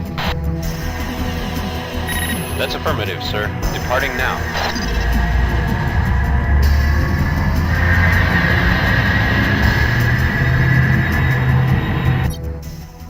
From your ship's sensors records, it appears there was little you could have done to protect the Plato. Its loss will be mourned, but at least her crew is safe. Intelligence has analyzed the data you provided from the attempted visual identification. There is no record of such ships. They do not appear to be Vesudan. The conclusion is that they belong to a new species. These ships are not detectable by our sensors. Worse, they appear to have some type of energy shielding system, making them nearly immune to our attacks. But the greatest concern is their weapons. They are more powerful than anything in the GTA or VPE arsenal. We believe the data you gathered will prove valuable in discovering a weakness in this new adversary. In all of their recent attacks in Terran space, not one of these unknown fighters has been destroyed. It is hoped that a weakness will be found soon. This was the mission that I was thinking about last time. If I had bought at least one bank of Fury missiles, I could have destroyed it. And I think there's a medal associated with doing it. On another note, now they believe, mostly because they just got attacked by them, and there were survivors to tell about the attack. Terran Command has confirmed the existence of a new species. Until further contact is established, Command has designated them Shivans.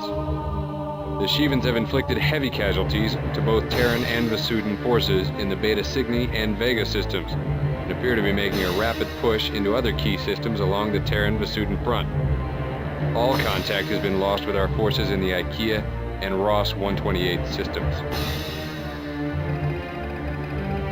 The Vasudan government has contacted the GTA and proposed a ceasefire. Considering the reports regarding the Vasudan and Terran losses to the Shivans, this should not come as a surprise. Terran Command has not yet responded. Expect to hear more from Terran Command on this later today. All Shivan forces should be considered a serious threat. You are authorized to engage any Shivan ship that stands in the way of your mission objectives. Attempts to establish communication with the Shivans have failed. Intelligence will continue its attempts to learn more about this new adversary. What little information has been learned about Shivan technology concerns their fighter shielding system. This shield system makes them nearly impervious to our ML-16 laser. R&D is currently modifying the Avenger prototype cannon to make it more useful against the shields. Additionally, our fighters cannot target their ships due to our lack of data regarding the Shivan electronic systems. Plans are currently underway to remedy this situation. Terran intelligence is working around the clock to give us more information. Until then, we have been ordered to move into the Beta Cygni system and monitor any activity.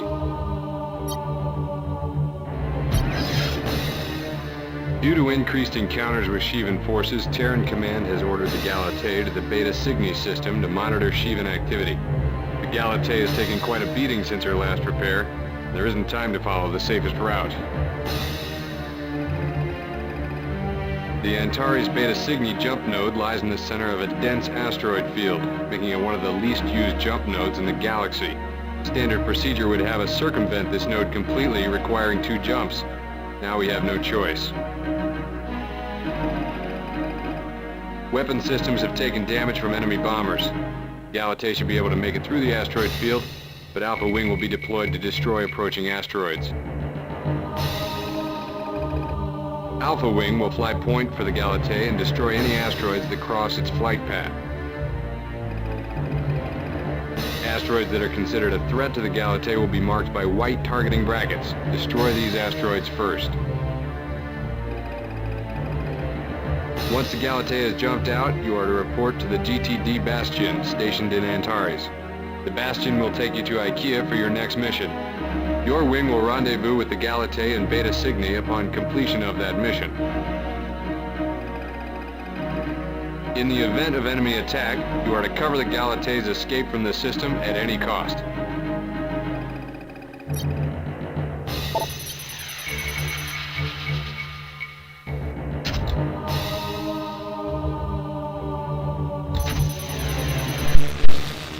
This one, I'm going to take the Valkyrie again because of the speed. I'm going to let my wingman stake the Apollo because it has heavier armor, and I'll just have them stick closer to the Galatei. Also, everyone gets Furies for this one because obviously heat seekers don't do much good against asteroids.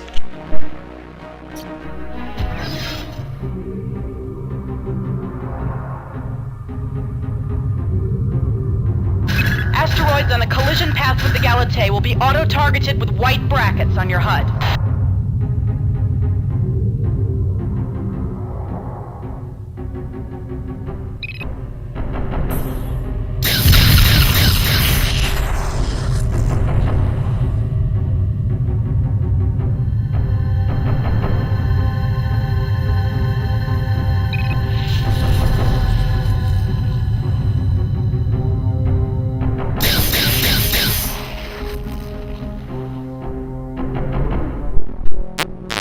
looks red to me.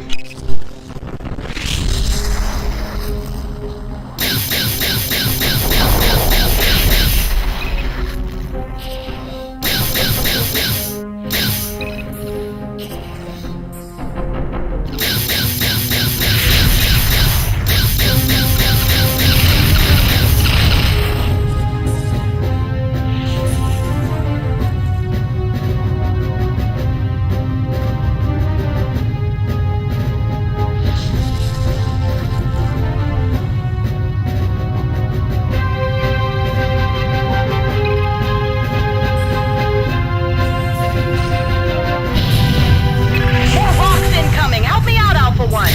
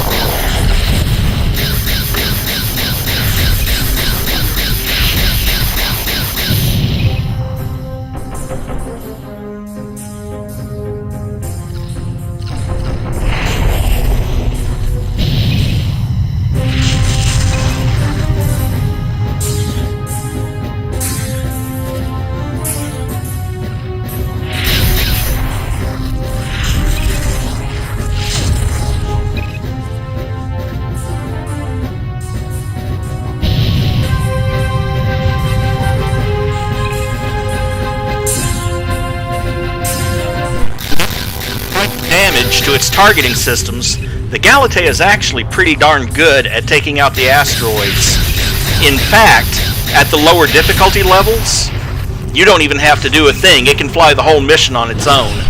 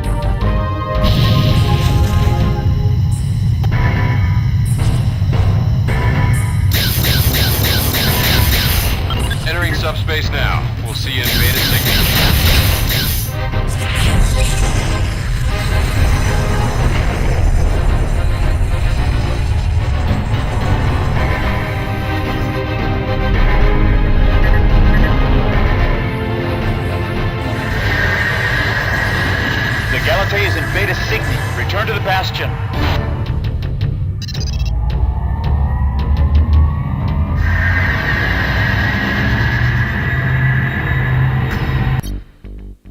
Welcome to the GTD Bastion. We just received a transmission from the Galatée. She's doing fine, and the bridge thanks you for the skillful escort through the field. You will rendezvous with her in the Beta Cygni system soon. We are currently underway to the IKEA system for your next mission. Make sure you're not in front of the Galatée when she jumps out. You will die, because it'll jump right through you.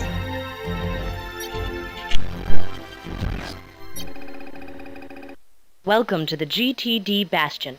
The Bastion is on a special ops mission to investigate and acquire Shivan technology. This includes weaponry, shielding, and stealth technology. Intelligence has determined that at least one point of Shivan entry into our space lies in the IKEA system. At least 5 cargo depots of unknown origin have been located here in IKEA. These cargo formations are different than any of the Sudan and Terran formation and are believed to belong to the Shivans. Reconnaissance indicates that the depot is protected by 6th century guns on the outer edges. This depot provides a prime opportunity to gather more information about the Shivans. Their offensive activity in this system is at a minimum, and we do not believe that they will make a serious attempt to defend this depot. Long-range scanners indicate that some of these cargo containers contain unusual electronics. They appear to be similar to those used to give the Shivans their shielding technology. Short-range scan of these containers is the primary objective in this operation. Further reconnaissance indicates another container group may contain parts for a Shivan sensor array. A short-range scan of this group should provide crucial data needed to adjust ship sensors to attain radar lock on Shivan fighters. Scanning those containers is your secondary objective. You will jump in approximately 6 kilometers from the cargo depot. Proceed to the cargo depot quickly and eliminate all sentry guns. This will enable our freighters to collect the cargo after you have scanned it.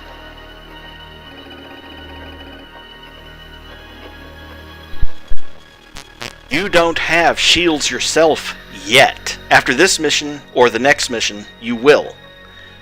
But those sentry guns, yeah, they hurt if they hit you, so be careful on this mission.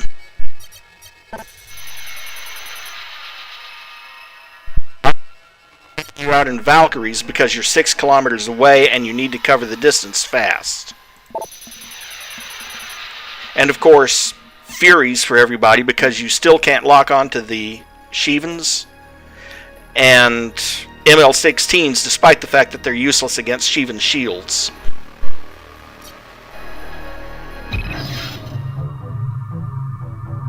It's too quiet here.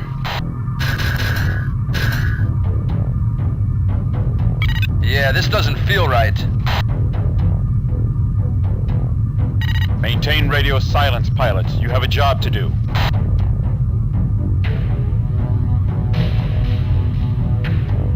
Shivan wing arriving.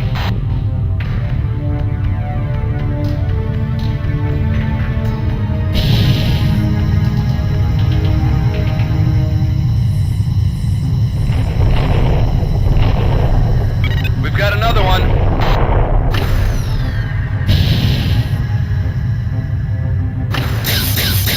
I do not like this!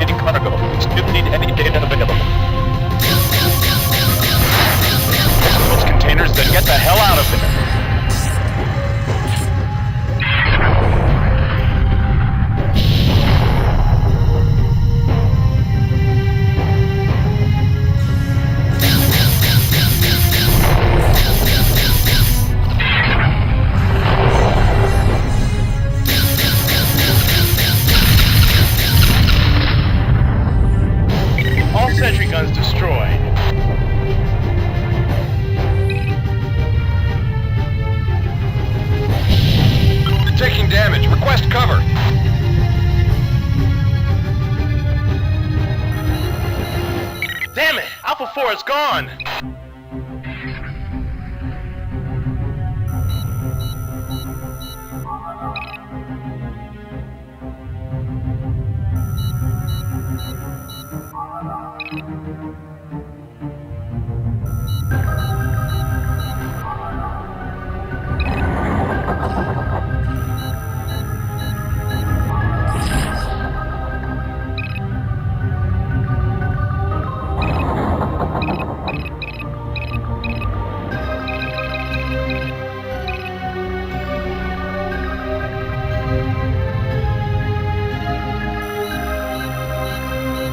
That's all the data we need. Get out of there, Alpha.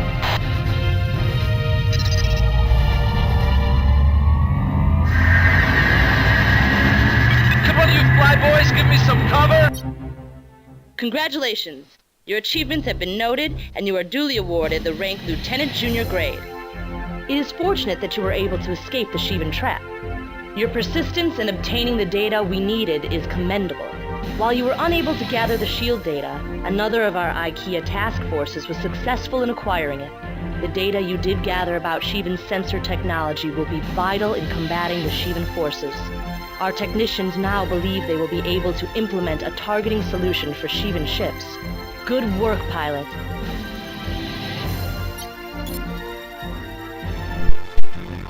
About the ranks, finally got promoted to Lieutenant Junior grade. Now you can tell this is not based on Air Force, or Navy for that matter. You don't fly a jet if you're an ensign. You fly if you're a lieutenant.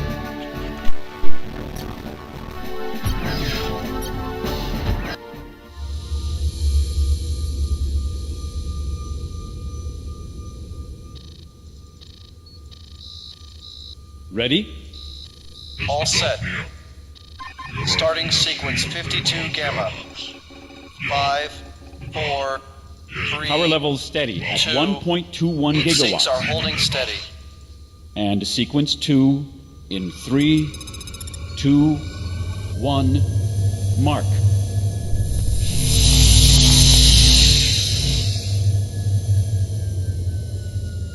That's it. It held. Reading 59% energy loss, but it held. The GTA has signed a ceasefire and non-aggression pact with the Vasudans. Command has already expressed great relief, largely due to the huge drain on military and economic resources the war has caused in the past few years. The end of the 14-year war should bring peace. Unfortunately, there is no time to breathe easy. After the Third Fleet lost the GTD Amadeus in the Vega system, the GTA and the Parliament of Vasuda have both declared open states of war against the Sheevan forces. Unfortunately, not all Vasudan forces have agreed to the ceasefire. Reports have been received of attacks by a rogue group of Vasudans calling themselves the Hammer of Light. Hammer of Light appears to be willfully aiding the Sheevan cause, citing some Vasudan legend about the coming of an all-powerful race. If you encounter any HOL forces, you are to treat them as hostile and are to use any force necessary to neutralize them. With the vital data gathered by the Galatée at the IKEA depot, our technicians now know enough about Sheevan technology to successfully target their ships. You should also be able to track them on radar.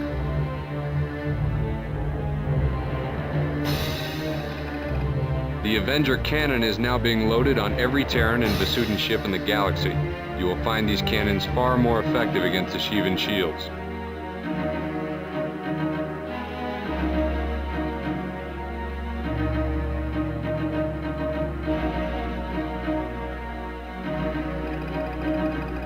A strike squad sent from the 5th Fleet into the IKEA system was able to recover some Sheevan shield prototypes.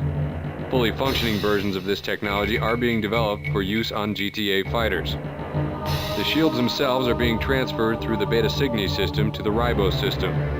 This shipment must arrive in Ribos.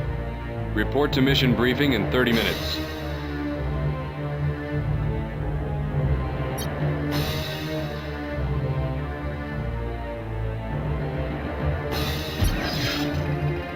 At roughly 1400 hours, a large convoy carrying one of our newly developed shield prototypes was deployed. It was expected that the Sheevans would attack the convoy. The Sheevans destroyed the convoy. What the Shivans do not know is that the convoy was a decoy. There were a total of 4 working prototypes, only one of which was destroyed. You are to take 2 wings of fighters to escort the 3 remaining SHIELD prototypes. The Shivans should think you are just another shipment headed for Beta Cygni. This is not the direct route to Earth, which should divert the Shivans from our true intent. You are to accompany the freighters until the Vasudans arrive to escort them on the second leg. Do not leave the freighters until they have jumped to the Beta Cygni system. The Shivans have hit everything sent from this installation. Expect resistance. Many pilots lost their lives today, but the chances for success on this mission would be greater. You will succeed. Dismissed.